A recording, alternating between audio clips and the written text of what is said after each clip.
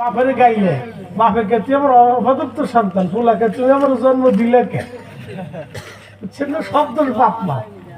আর এই বান্দার অবস্থায় ছিল তাই সব দোষ আল্লাহ। আল্লাহ বানাইলো কে? বুঝতে পারছেন? এরকম নানান আকীদা পৃথিবীতে আছে, নানান মত পৃথিবীতে আছে। যেমন আমাদের সনাতন ধর্মে যারা আছে তাদের বিশ্বাস হলো, আমাদের দেশে যারা সনাতন বুঝতেন তো আপনারা হিন্দু ধর্মের, তাদের বিশ্বাস হলো বিদ্যার দেবতা আছে, সেই জন্য তারা সরস্বতীর পূজা করে।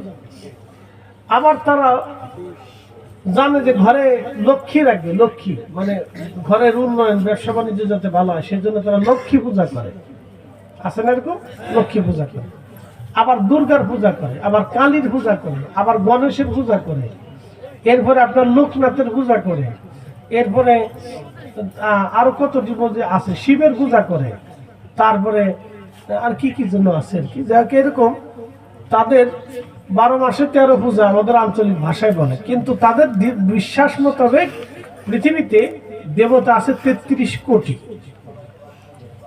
কত কোটি বুঝে যান? তাদের বিশ্বাসে দেবতা কত কোটি আছে? 33 কোটি। সারা পৃথিবীতে হিন্দু আছে কত কোটি? 120 কোটি। তাহলে এক একজন দেবতা কয়জন করে বান্দা পাইলো হিসাব করেন তো আপনারা। হিসাব করেন যে একজন দেবতা কয়জন বান্দা পাইছে।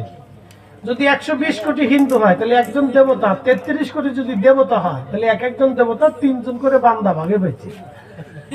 কি কথা ঠিক কিনা? এটা হিসাবে আর কি, তাদের বিশ্বাস। তা আমরা হিসাব করে দেখলাম যে দেবতারা এক 3 জন করে ভাগে বান্দা পাইছে।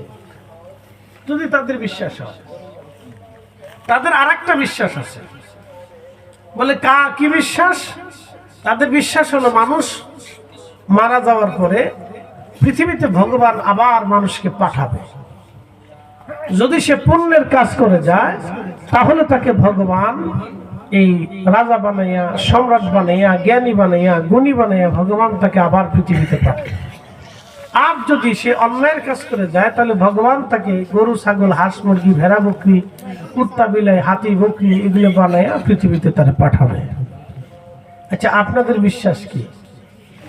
পৃথিবীতে আর আসার কোন সুযোগ আছে? একসাথে বলেন, জোরে বলেন। কোন সুযোগ আছে? কোন সুযোগ নাই, কোন সুযোগ নাই।